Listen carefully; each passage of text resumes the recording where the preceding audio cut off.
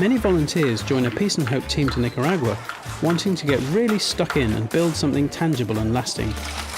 Well, there's plenty of opportunity for that. After careful research and discussions with the local communities, the Trust selects building projects which will address a clear need in the community, which will benefit as many people as possible, especially the poorest, and which ultimately the community will own and manage in a sustainable way for the future.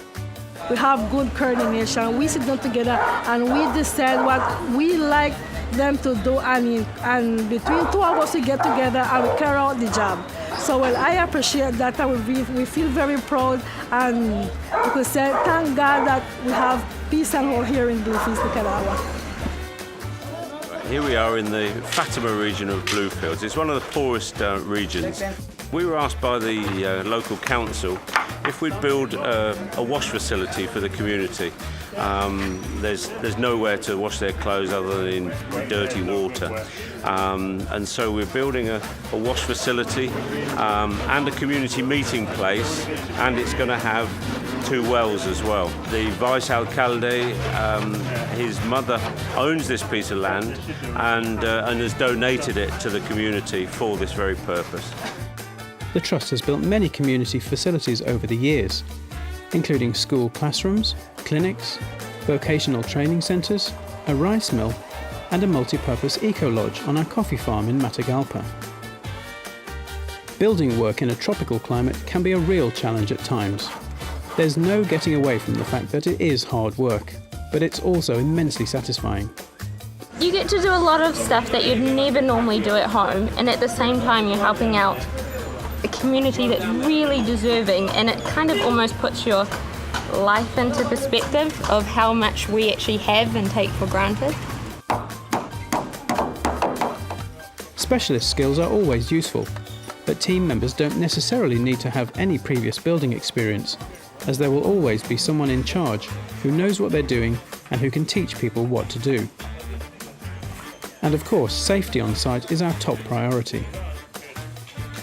Most people can contribute something to the build, and it's a great way of getting to know friends from the local community, as they also put in some hard graft alongside the team members.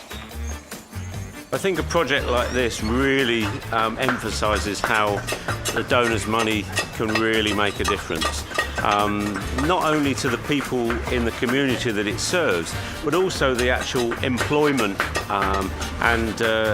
Just looking around the site now, there's blocks which have been made locally. There's sand which has been dredged locally. There's rock which is a very poor community. The rock breakers, they're desperate. We've actually been up there only today and seen some very poor families. And the people who make the pilas, there's 3 pilas being made. That's supporting another family and his team of workers.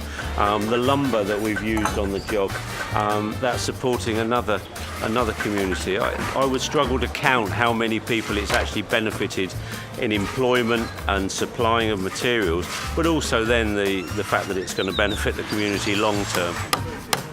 It's not possible for everybody to come here and do building work, but we couldn't do it at all if it wasn't for the people at home who've given us the resources to do that. So a big thank you to everybody back at home.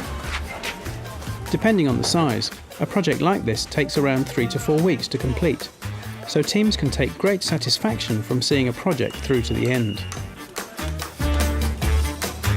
In previous laundry projects, such as the Loma Fresca project in Bluefields, the facility has proved to be not only a clean and convenient place to wash, but also a social hub of the community. An enjoyable place to be, and a safe one too.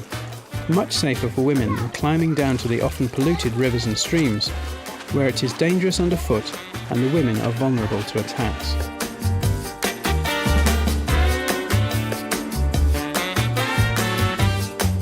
Thank God now we got something what to wash on. There's many comfort. And it's really good. I got the well right here. So many thanks for everything.